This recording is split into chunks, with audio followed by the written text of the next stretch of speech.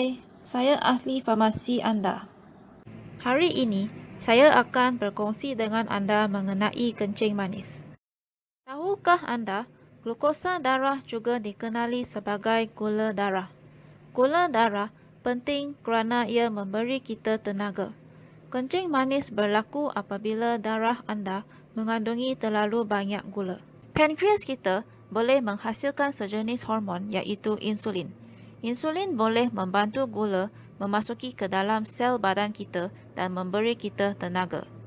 Orang yang menghidap kencing manis tidak dapat menghasilkan insulin yang mencukupi atau insulin yang dihasilkan tidak berfungsi dengan berkesan. Oleh itu, kandungan gula dalam makanan akan terkumpul dalam darah anda.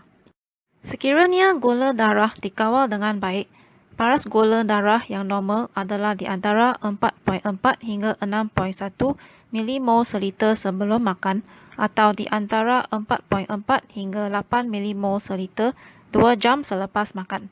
Pastikan anda ingat julat gula darah tersebut. Apabila gula semakin tinggi dalam darah, banyak masalah boleh berlaku dan jika tidak dirawat dengan baik, ia boleh menyebabkan pelbagai jenis komplikasi. Contohnya, sakit jantung, tekanan darah tinggi, mata, saraf dan ginjal anda juga akan rosak.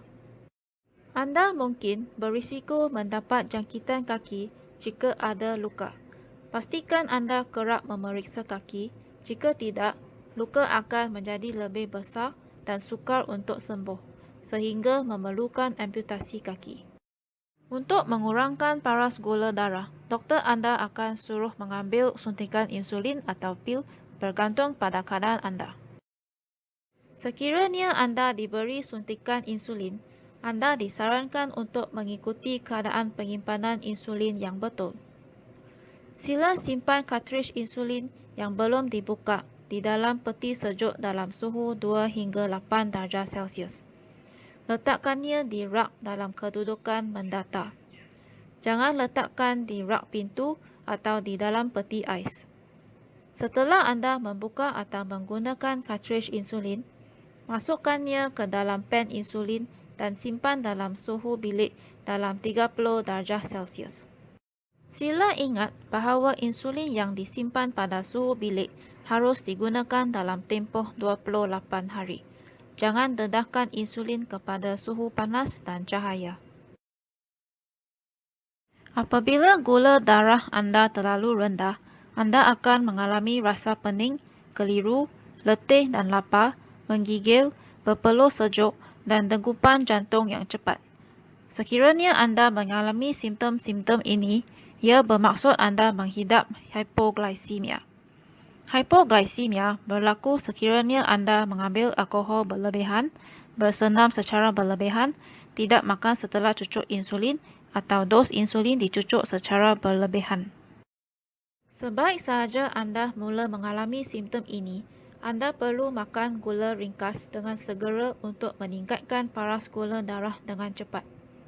Contoh gula ringkas adalah gula batu sekurang-kurangnya 3 biji, 2 sudu teh madu, minuman manis seperti jus oren, 100+, Coca-Cola atau campur 3 sudu teh gula dalam 250 ml air dan minumkannya. Untuk memastikan paras gula darah anda dikekalkan dalam paras optimum, anda perlu makan gula kompleks seperti 3 keping biskut atau sekeping roti. Di sini terdapat maklumat tambahan yang harus anda ketahui ketika anda sakit. Semasa anda berasa tidak sihat, gula dalam badan anda akan naik. Oleh itu, anda perlu terus mengambil ubat kencing manis, melainkan anda ada muntah atau cirit-pirit. Terus cucuk insulin anda juga. Selain itu, anda harus minum banyak air untuk mengelakkan dehidrasi.